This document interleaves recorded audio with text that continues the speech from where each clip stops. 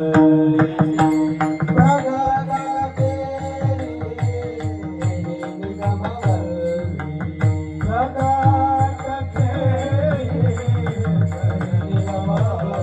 झालं नाही खाल्ल्यावर माणूस मरेल ना. तर ज्ञानोबा म्हणतात ती कुंडली शक्ती सगळं खाऊन टाकलं, तिला अजीर्ण होतं आणि अजीर्ण झाले की ती उलटी करते. ती उलटी केल्यामुळे शरीरामध्ये प्राण चालू राहतो. विठाला विठाला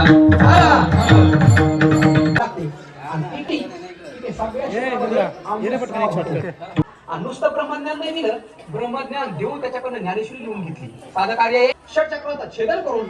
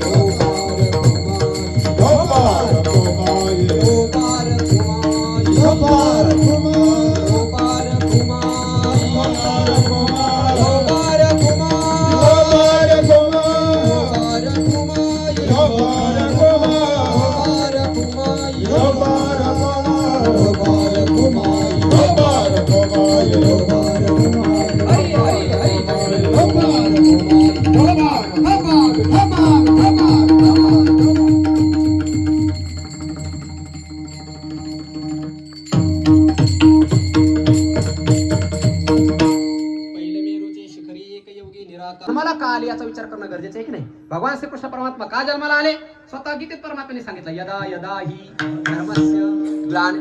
काय करतो परमात्मा जन्माला आल्याच्या नंतर? परित्राणाय साधूनाम विनाशाय च दुष्कृताम.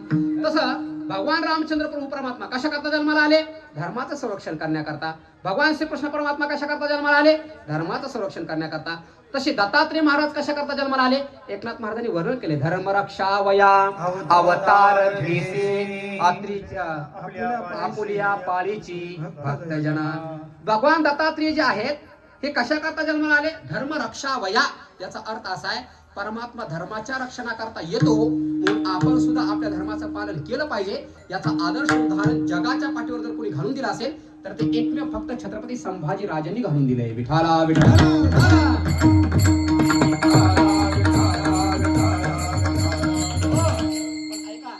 छत्रपती संभाजी राजांसारखे मुलं जन्माला येण्याकरता, छत्रपती शिवाजी राजांकरता सारखे जे मुलं जन्माला येण्याकरता म्हणजे धर्माचं संरक्षण करणारे पोरं येण्याकरता मायबाप चांगले लागतात. मूळ लक्षात ठेवा. शुद्ध बीजा पोटी परे रसाळ नाना भूमीचे मार्दव सांगे कोंभाचे लवलव असा विचार केलेला आहे. चला जास्त विस्तार न करता हे दत्तात्रय महाराज आहेत ज्या कुळामध्ये जन्माला आले ते कुळ सामान्य नाही. कारण भगवत भक्त ज्या कुळात जन्माला येत असतात महाराजांनी वर्णन केले. पवित्र ते कुळ पावन तो देश जेथे हरीचे दास जन्म घेते. आता हरीचे दास ज्या कुळात जन्माला आले ते कुळ पवित्र सांगितले. तर हरिदास नाही साक्षात हरीच. नुसता एक हरी नाही तर तिन्ही एकत्र आले. हरी हर आणि ब्रह्मदेव. मग तिन्ही ज्या कुळामध्ये जन्माला आले ते कुळ किती पवित्र असल्याचा विचार तुम्ही करून पहा. विठाला विठाला विठाला. दत्तात्रय महाराज या कुळामध्ये जन्माला आले त्याच्या आईचंच नाव आहे अनुसया. कारण नावावरूनच त्या कुळाचा विशेष लक्षात येतो. आपल्या आईचं नाव काय आहे? अनुसया. अ म्हणजे नाही आणि असूया म्हणजे दोष. जिने आयुष्यात कधी कुणामध्ये दोषच पाहिले नाही तिला अनुसया म्हणतात. आणि जिने कधी कुणाचे दोष पाहिले नाही तिच्या पोटी दत्तात्रय महाराज जन्माला येतात. विठाला विठाला. पण एक लक्षात ठेवा माता माऊल्यांचा मूळ स्वभाव जर कोणता असेल तर गुणदोष पाहणे एवढा स्वभाव आहे. बाकी दुसरं काही नाही. जर माता माऊलीने जर गुणदोष पाहणं जर सोडून जर दिले तर त्यांना जनाबाई व्हायला वेळ लागत नाही. माता माऊलीने जर एकूण एकाचे गुणदोष पाहणं जर सोडून दिले तर तिला मुक्ताबाई व्हायला वेळ लागणार नाही. माता माऊलीने जर गुणदोष पाहणं जर सोडून दिलं तर त्यांना जिजाऊ व्हायला वेळ लागणार नाही. जर माता माऊलीने जर गुणदोष पाहणं जर सोडून दिलं तर तिला अनुसया होण्याकरता वेळ लागत नाही. पण तुमचा अनुभव खरं सांगा. तुम्हाला तुमच्या आईची शपथ आहे. तुम्ही दोघी जणी एकत्रित आल्याच्या नंतर गाथ्यात काय सांगितलं असं विचार करता का? ज्ञानेश्वरीत काय विचार करता का? गीतेत काय सांगितलं याचा विचार करता का? शेजारीचे धुळी धुत बसता काय करता? खरं सांगा. दोन माऊल्या एकत्रित आल्या की ते नामस्मरणाचा विचार नाही करणार, ते ज्ञानेश्वरीचा विचार नाही करणार, ते गाथ्याचा विचार नाही करणार, ते आळंदी पंढरपूरचा विचार नाही करणार. दोघी जणी एकत्रित आल्या एकतर सासूचं धुणं धुणार, नाहीतर मग नंदेचं धुणार, नाहीतर शेजारीचं धुणार, नाहीतर घरातलं कुणाचं पण कुणाचं तरी निंदा केल्याशिवाय राहत नाहीत. म्हणून माता माऊलीच्या अंतःकरणामध्ये स्वाभाविकरित्या प्रेम असताना सुद्धा त्यांना परमात्म्याची प्राप्ती होत नाही. त्याचं एकमेव कारण दोष पाहणे. आणि एक लक्षात ठेवा गाय जी असते ना गाय, गाई आणि आई म्हणून तुम्ही सगळ्या संत साहित्याचा विचार करा. प्रेमाचं जिथं उदाहरण आलं तिथं एक तर गायीच्या आणि वासराच्या प्रेमाचं उदाहरण दिलं किंवा जिथं प्रेमाचं उदाहरण आलं तिथं आईच्या आणि मुलाच्या प्रेमाचं उदाहरण दिलं. दोन्ही प्रमाण सांगतो तुम्हाला. तुका म्हणे वत्स धेनुवेचे चित्ती, तिथं कोणाचं उदाहरण दिले? गायीचं आणि वासराचं. आणि पुन्हा एका ठिकाणी प्रेमाकरता उदाहरण दिले लेकुराचे, तिथं आईचं आणि मुलाचं उदाहरण दिलं. तुम्ही सगळे मुंबईतले लोक आहात, शिकलेले आहात, वाचणारे लोक आहात. तुम्हाला कुठंतरी प्रेमाचं उदाहरण देत असताना संतांनी एका प्रेमिकेचं आणि प्रेमीचं म्हणजे एका मुलाचं आणि मुलीचं उदाहरण देताना कुठं पाहिले नाही. किंवा नवऱ्या बायकोच्या प्रेमाचं उदाहरण दिले नाही. का बरं? आईच्या मुलाच्याच प्रेमाचं उदाहरण दिलं असेल याचा विचार तुम्ही का केला नाही कधी? गायीच्या आणि वासराच्याच प्रेमाचं उदाहरण का दिलं असेल याचा विचार का केला नाही तुम्ही कधी? ऐका, गायीच्या आणि वासराचं प्रेमाचं उदाहरण का देतात? तुम्ही गाय वेल्याच्या नंतर पाहिली का? गाय वेल्याच्या नंतर तुमच्याकडे गाय नसतील बहुतेक, कदाचित काही लोकांनी पाहिले असतील. गाय ज्या वेळेला वेते ना म्हणजे आपल्या मुलाला जन्म देते त्यावेळेला त्या मुलाच्या अंगावरती वेष्टन असतं, त्याला जार म्हणतात. काय म्हणतात त्याला? जार म्हणतात. त्याला जार काही म्हणा. मग ज्या वेळेला ते मुलगा बाहेर येतं, ते वासरू बाहेर येतं, त्याच्या अंगाला जार लागलेला असतो. ती गाय त्या जारातून त्या वासराला कसं मुक्त करते? आपल्या जिभेने चाटून चाटून. तुमच्या मुलावरती तुमचं किती प्रेम असू द्या, तुमच्या लेकरावरती, तुम्ही तुमच्या डिलिव्हरी झाल्याच्या नंतर त्या बाळाला जिभेने चाटू शकता का? नाही चाटू शकत. नुसतं ऐकलं तरी किळस उत्पन्न होते अंतःकरणामध्ये. म्हणून आईच्या आणि मुलाच्या प्रेमाचं उदाहरण देण्यापेक्षा देखील तो कोबरा गायीच्या आणि वासराच्या प्रेमाचं उदाहरण देतात. तुका म्हणे वत्स धेनुची चित्ती तैसे मज येती.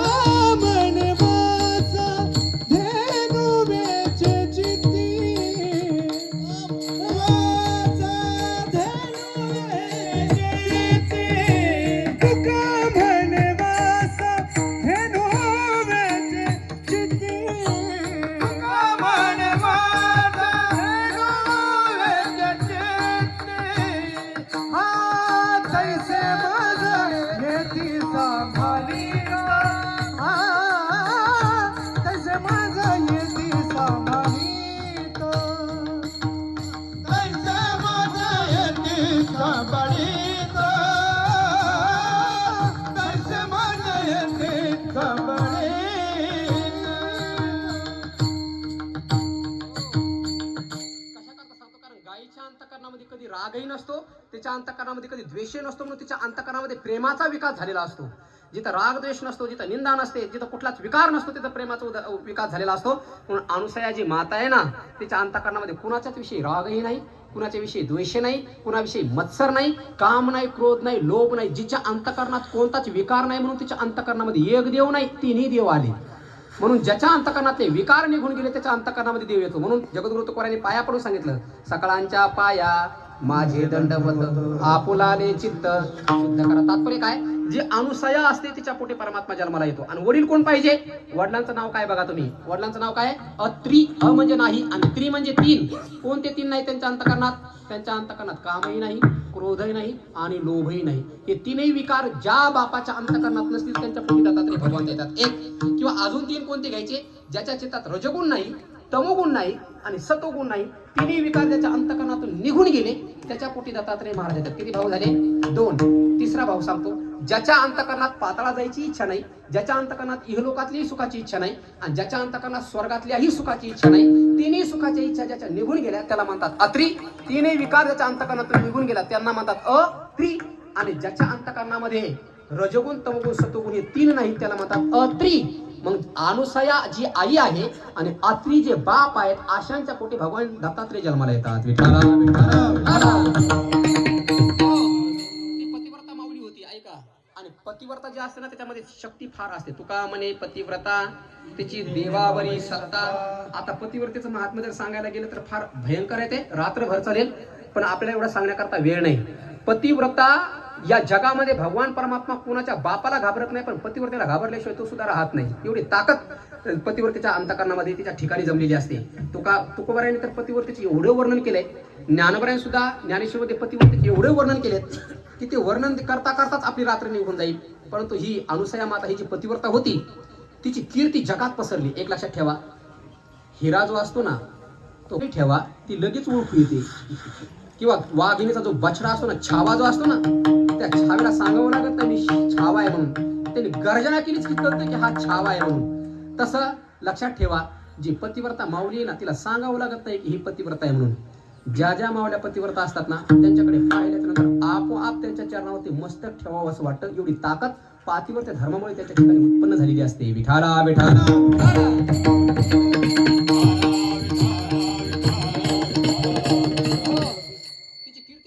पसरली. नुसती मातेची कीर्ती पसरली की अनुसयासारखी पतिव्रता जगात कोणी नाही. नुसती स्वर्गात नाही तर कैलासामध्ये कीर्ती पसरली. कैलासात नाही, सत्यलोकात सगळीकडे तिची कीर्ती पसरली. आता कैलासामध्ये भगवान शंकर राहतात आणि त्यांच्या बायकोचं नाव काय आहे? पार्वती.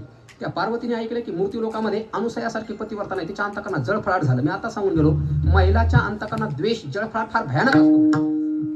तिच्या अंतःकरणात द्वेष उत्पन्न झाला. माझ्यापेक्षा जास्त पतिव्रता आहे म्हणले, हो तुमच्यापेक्षा जास्त पतिव्रता आहे. सत्यलोकामध्ये सावित्रीच्या कानावर गेलं ब्रह्मदेवाच्या बायकोवर की मूर्ती लोकामध्ये माझ्यापेक्षा देखील तुमच्यापेक्षा देखील पतिव्रता राहतात. तिला तिच्याविषयी द्वेष उत्पन्न झाला. आणि वैकुंठामध्ये नारायण विष्णूच्या पत्नीच्या सुद्धा अंतःकरणात द्वेष उत्पन्न झाला, कारण नारदाने ही कळ लावली होती. कैलासात गेले पार्वतीला सांगितले तुझ्यापेक्षा पतिव्रता मूर्ती लोकामध्ये आहे. कोण आहे? म्हणले अनुसया. सत्यलोकात गेले आणि सावित्रीला सांगितलं तुझ्यापेक्षा देखील पतिव्रता खाली राहते. म्हणजे कोण आहे? म्हणजे अनुसया. सगळ्यांना वैकुंठात जाऊन लक्ष्मीला सांगितलं तुझ्यापेक्षा देखील. मग त्या सगळ्या तिघी एकत्रित आल्या आणि तिघी एकत्रित आल्याच्या नंतर त्यांनी नारदाने विचारलं, म्हणजे नारद महाराज तुमच्यासारखा संत या जगात कोणी नाही, आम्ही तुमच्या पाया पडतो, खरं सांगा त्या अनुसयेचं पातिव्रते भंग करण्याकरता करावं काय लागत तेवढं सांगा आम्हाला. ती म्हणजे तिचं पातिव्रते भंग करायचंय. म्हणले हो. म्हणजे काय नाही, तुमच्या पतींना पाठवा आणि तुमचे पती गेल्याच्या नंतर तिथे गेले की भिक्षा मागायला लावा. भिक्षा मागितल्याच्या नंतर ती येईल आणि विचारेल काय भिक्षेमध्ये पाहिजे. कारण आपल्या भारतीय संस्कृतीमध्ये एखादा अतिथी घरी आला आणि तो जर उपाशी गेला तर आपलं सगळं पुण्य घेऊन जात असतो तो. अपमानेली या अतिथी ने सुकृताची संपत्ती. म्हणून तुमच्या नवऱ्यांना त्या अनुसयाच्या घरी भिक्षेला पाठवा. भिक्षेला गेल्याच्या नंतर ती बाहेर येऊन विचारेल काय पाहिजे भिक्षेमध्ये. तेव्हा तुमच्या पतीला सांगायला लावायचं की विवस्त्र अवस्थेमध्ये आम्हाला भोजन दे. आता नाही द्यावं तर सत्व जातं आणि द्यावं तर पातिव्रत्य धर्माचा भंग होतो. पुढे गेलं तर विहीर आणि पाठीमागे गेलं तर आड. काहीच करता येणार नाही. तिचा पातिव्रत्य भंग झाल्याशिवाय राहणार नाही. त्यांना युक्ती पटली. संध्याकाळी मग सेवा चालू झाली.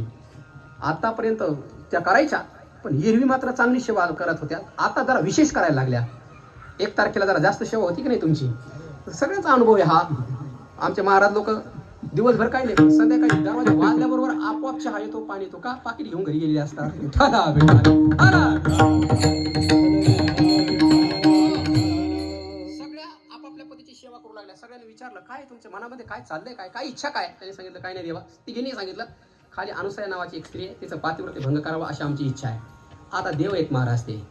त्यांनी सांगितलं, काय हरकत नाही. पत्नीचा हट्टपूर, कारण राज हट्ट, स्त्री हट्ट आणि बाल हट्ट, विस्तार करायचा नाही, तुम्ही ऐकत असता. स्त्री हट्ट पूर्ण हा करावाच लागतो. तिन्ही देवता निघाले, एकत्रित आले, आत्री ऋषीच्या आश्रमाच्या जवळ आले आणि तो आश्रम पाहिला. मायबाप आळंदीमध्ये नुसतं गेलं जरी ना तरी समाधान वाटतं. नामा म्हणे देवा चला तया ठाया विश्रांती घ्यावया. जे पवित्र आत्मे असतात ना त्यांच्या नुसतं जवळ जरी गेला तर माणसाला ज्ञानेश्वरी वाचावी वाटते.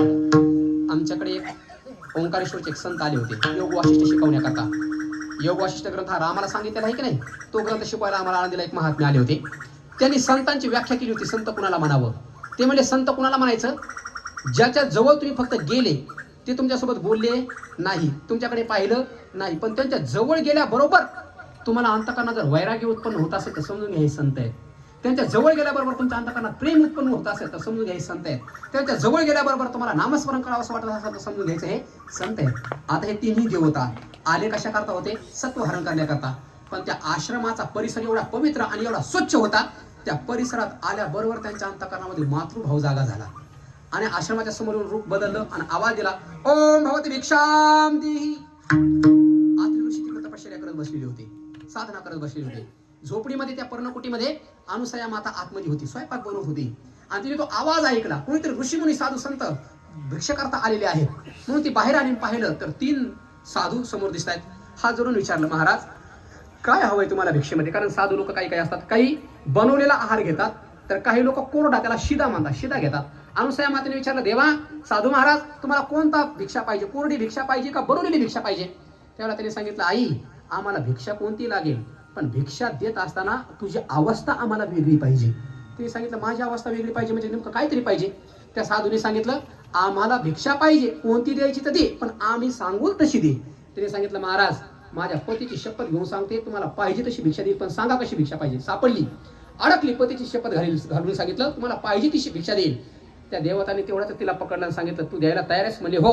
जर नाही दिलं तर तिने सांगितलं, आतापर्यंत केलं माझं पातिवरती धर्म सगळं पाण्यात जाईल, मी तुम्हाला पाहिजे ती भिक्षा देणार, माझा ग्रस्त धर्म मी सांभाळणार. त्यांनी सांगितलं, असं मग दे आम्हाला भिक्षा.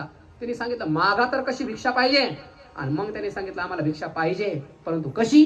विवस्त्र अवस्थेमध्ये, त्याला नग्न भोजन म्हणतात. विवस्त्र अवस्थेमध्ये आम्हाला भोजन दे. आणि मग ती घाबरली, आता काय करायचं? पतिव्रता धर्मभंग होतो जर विवस्त्र अवस्थेमध्ये भोजन दिलं तर, आणि नाही दिलं तर ग्रस्त आश्रमाचा जो धर्म आहे तो नष्ट होतो. आता करायचं काय? धर्म संकट पडलं आणि मग करावं काय? पतीकडे गेली, पतीच्या पाया पडली. कारण एक लक्षात ठेवा माऊल्या हो, माऊली जसं लग्न झालंय तिला भगवान शंकरापेक्षा, भगवान विष्णूपेक्षा आणि भगवान ब्रह्मदेवापेक्षाही श्रेष्ठ जर कोणी सांगितलं असेल आपल्या वेदाने, तर पती हा परमेश्वर असतो. हे कोणी सांगितलंय? वेदाने सांगितलं. म्हणून हा संकटातून आपल्याला कोण सोडेल? आपल्या पतीकडे गेली, चरणावरती मस्तक ठेवलं आणि आत्री ऋषींना आश्चर्य वाटलं, अरे कधी माझ्या साधनेमध्ये भंग न करणारी, अशी कधी मधल्या वेळेत माझ्याकडे न येणारी माझी ही धर्मपत्नी अचानक या वेळेमध्ये कसं काय आली? तिने विचारलं, का ग तू या वेळेमध्ये कसं काय आली? तर हा तुझा तर स्वयंपाक बनवण्याचा वेळ आहे, अचानक तू कधी येत नाही, शेवेळेस का आलीस? डोळ्यातनं पाणी आलं, अंतकरण भरून आलं, दाटून आलं. महाराजांनी विचारलं, का ग रडतेस? तुझं रडण्याचं कारण तरी काय? कोणतं दुःख आहे तुला? अरे तुझ्यासारखा एवढा मी पती असताना तुला दुःख करण्याचं कारण काय? काय पाहिजे तुला सांग? स्वर्गातलं सुख देऊ का सत्यलोकातलं सुख देऊ? तुला ब्रह्मलोकातलं सुख देऊ का? कोणतं? काय कमी पडलं? का रडतेस? काय कशा करता रडतेस सांग? तिने सांगितलं, महाराज मला काही कमी पडले म्हणून रडते असं नाही. म्हणजे मग रडण्याचं कारण? तिने सांगितलं, आतापर्यंत मी जी तपश्चर्या केली, जी साधना केली, ती सगळी साधना माझी पाण्यात जाण्याची वेळ आली. म्हणजे काय झालंय? तिने सांगितलं, कोणतरी 3 साधू आलेत आणि ते मला नग्न भोजन मागत आहेत. विवस्त्र अवस्थेमध्ये भोजन दे म्हणतात. जर द्यावं तर पतिव्रत धर्माचं खंडन होतं आणि नाही द्यावं तर ग्रस्त धर्माचं खंडन होतं. काय करावं महाराज? या धर्मसंकटातून मला तुम्ही वाचवा. ते पती होते मायबाप. मी मग अशी सांगून आलो, ज्ञानोबारायांकडे ताकद होती. करील ते काय? ज्याची साधना असते, ज्याचं पवित्र जीवन असतं, त्यांच्या अंगामध्ये शरीरामध्ये एक विलक्षण शक्ती तयार झालेली असते. त्यांच्या जवळ एक कमंडलू होतं. त्याने ते कमंडलूतलं पाणी घेतलं, ते भारलं, काही मंत्र म्हटले आणि ते कमंडलू त्याच्या हातात दिलं आणि सांगितलं, जा त्याचे साधू तुझ्याकडे भोजन मागण्याकरता आलेत ना, त्यांच्या अंगावरती हे पाणी शिंपड आणि पाणी शिंपडल्याच्या नंतर मग त्यांना भोजन दे. त्यांनी सांगितलं, महाराज पाणी शिंपडून काय होईल? तिने सांगितलं तुझा माझ्यावर भरोसा नाही काय, तुझा माझ्यावर विश्वास नाही का? म्हणजे सगळे हे जे वाक्य येत नाही पिक्चर मध्ये गाजतात ते सगळे आपल्या पुराणातलेच आहेत. विठाला आत्रे महाराजांनी सांगितलं अगं तुझा माझ्यावर विश्वास नाही का? तिने सांगितलं महाराज जीवन समर्पण केले तुम्हाला आणि तुमच्यावर विश्वास नाही म्हणजे काय? तिने सांगितलं मग जा पाणीचं टाकून बघ काय होतंय. अनुसया मातेला विश्वास होता पतीवर. ते हातामध्ये ते कमंडलू घेतलं, चालत चालत चालत जवळ गेली. ते 3 देवता होते, हातामध्ये पाणी घेतलं आणि त्या देवताच्या अंगावर ते टाकल्याबरोबर 5 दिवसाचे ते बाळ झाले. बाळ सगुण गुणाचे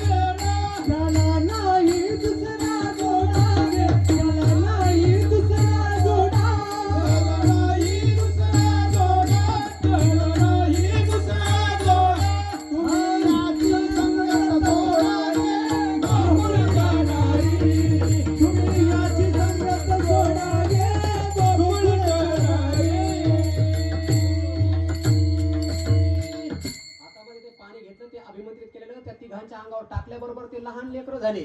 बाळ सगुण गुणाचे ताने गे बाळ दिसतंय गोजिरवाणे. अनुसया मातांनी त्या 3 जणांना उचललं, पाळणा ते बघा कसा सजवला, त्या पाळण्यामध्ये टाकलं आणि मग दोरी देऊन पाळणे काढायला चालू केली आणि मग दूध तापवलं. त्या दुधामध्ये त्यांना भरविलं. बघा आई जर आपलं गुप्त अंग लेकराच्या समोर प्रगट केलं नाही तर त्याचा बरोबर छळ करण्याचा प्रयत्न केला तर ते सुद्धा संकटात सापडतात. एवढी ताकद जगाच्या पाठीत कुणात असेल तर फक्त पातिव्रत्य धर्मात आहे. विठाला विठाला. आता एक लेकरू झाल्याच्या नंतर आईला एवढा आनंद होतो. जुळे त्याला काय जुळे म्हणतात ना, हिला तर तिळे झाले आता. मग किती आनंद असेल बघा. सकाळी उठायचं, ते चांगलं घालायची, त्यांना पुसून घ्यायचं, त्यांना सुगंधित तेल लावायचं, त्यांना गंध लावायचा, त्यांना त्याच्यासमोर मग ते मंत्र म्हणायचे, पाण्यामध्ये टाकायचं. अख्खा दिवस आनंदात चालला. 1 दिवस नाही, 2 दिवस नाही, बघता बघता 6 महिने त्या 3 जणी जेव्हा होत्या ना, कैलासात पार्वती, सत्यलोकात सावित्री, वैकुंठात लक्ष्मी, तिला असं वाटलं आमचे नवरे काय कोकणात फिरायला गेले काय? 6 महिने झाले तरी अजून येतात. नारदाला बोलून घ्यायचं, विचारलं नारद महाराज काय झालं? पतिव्रता धर्माचा भंग करायला गेले होते, 6 महिने झाले आमचे पती तिकडेच गेले. ते म्हणले त्यांना आहे ना जुई चौपाटी लयच आवडली काही तिकडे खाली. म्हणले महाराज मी जो सोडा, चेष्टा करू नका, खरं सांगा काय झालंय ते. तरी सांगितलं मी काय सांगू, चला माझ्यासोबत डोळ्यांनी पहा तुमच्या काय झालंय. आणि मग ह्या 3 जणी निघाल्या आश्रमाच्या बाहेर उभं राहिला. मग त्यांनी पाहिलं तर आपले 3ही नवरे लहान लहान लेकर झालेत, पाय पाय पाय पाय पाय पाय करायला लागले तिथं. आणि मग त्यांनी ती अवस्था पाहिली, त्यांना वाईट वाटलं. आता आपले नवरे आता घेऊन तर गेलं पाहिजे, करायचं काय? नारदाने सांगितलं नाक रगडा तिच्या पुढे. आता तिचा पातिव्रत्य भंग करायला गेला होतात ना तुम्ही, तर आता तुम्हाला जर तुमचे नवरे पाहिजे असतील तर तिच्या समोर जा, क्षमा मागा आणि आपले पती मागून घ्या. पर्यायच नव्हता दुसरा उरला कोणता. करा क्षमा. आपण एवढंच म्हणावं लागलं बस, बाकी दुसरं काही पर्यायच नव्हता. गेल्या पाया पडल्यानं सांगितलं आई आमच्याकडनं चुकी झाली, आम्ही तुझं पातिव्रत्यपणा भंग करण्याकरता निघालो होतो, पण तू आम्हाला धर्म संकटात टाकलं. आमचे पती द्या. ते सांगितलं तुमचे पती पाहिजे ते काय पाळण्यामध्ये उचला घेऊन जा. जा पाळण्यात गेल्या. तिने पाळण्याजवळ पाहिलं तर ते 3 लेकरं. आता कोण त्याला हात लावायचा? कारण शास्त्राचा असा नियम आलाय, पतिव्रता माऊलीने चुकून जर आपल्या पतीला सोडून दुसऱ्या पतीचा स्पर्श जरी तिला झाला तर तिच्या पातिव्रत्य धर्म नष्ट होऊन जातो. आता सावित्रीला वाटलं हे लहान लेकरू आहे, मी माझा ब्रह्मदेव म्हणून जर सदाशिवच उचलला तर, लक्ष्मीला वाटलं मी विष्णू म्हणून जर ब्रह्मदेवच उचलला तर काय करायचं. घाबरल्या. पुन्हा पाठीमाग मागे सरे माय पाऊला पाऊलीचं समोर तसं पाठीमाग रिवाज घ्या.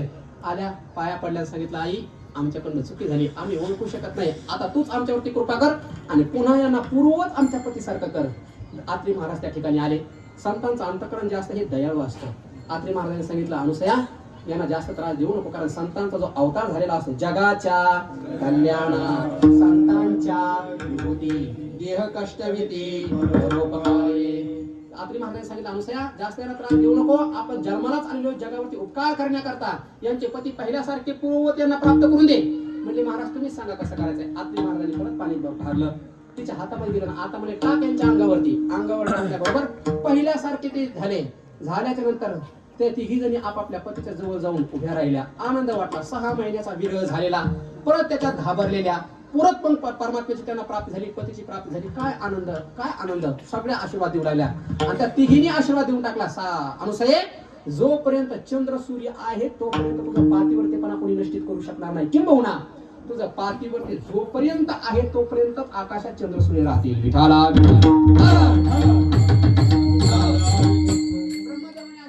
भगवान शंकराने आशीर्वाद दिला, भगवान विष्णूने आशीर्वाद दिला, सावित्रीने आशीर्वाद दिला, पार्वतीने आशीर्वाद दिला, लक्ष्मीने आशीर्वाद दिला.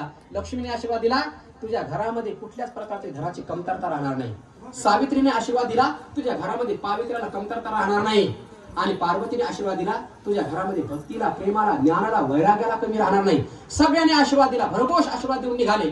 पण अनुसया माताच्या अंतःकरण भरून आला आणि तिने विचार केला, हे तिन्ही देव माझ्या पोटी माझे बालमूल या ठिकाणी राहिले आणि मला आता सोडून निघून जायला लागले. ती रडायला लागली. त्या तिन्ही देवाने सांगितलं, आई रडतेस का? तिने सांगितलं, अरे तुम्ही जात आहात, पण जाता जाता काहीतरी तुमची निशाणी तर देऊन जा.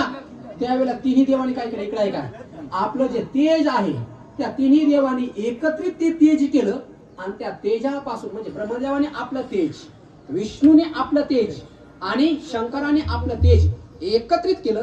त्या एकत्रित तेजापासून जे बाळ जन्माला आलं ते दत्तात्रेय महाराज. दत्तात्रेय भगवान की धर्मरक्षा भया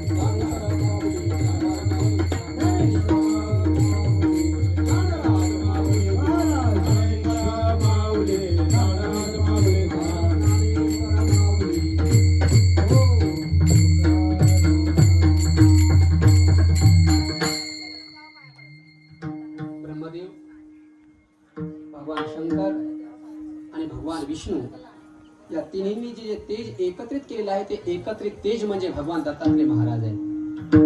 कौशल्यपेक्षाही आणि देवकीपेक्षाही जास्त पुण्य जर या जगात कुणाचं असेल ना तर ते अंसया मातेचं आहे. कारण देवकीच्या पोटी फक्त एकटा श्रीकृष्ण जन्माला आले.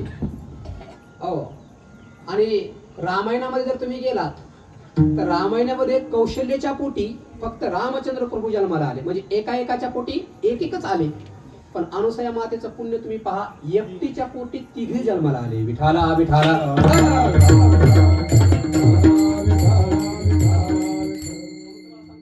मावल्या हो, तर चांगला पोरगा जन्माला आला ना तर धन्यताही तुम्हाला दिली. धन्य त्याची माता, धन्य त्याचा पिता, साठविला दाता. पहिल्यांदा पित्याला धन्यता दिली का पहिल्यांदा मातेला धन्यता दिली?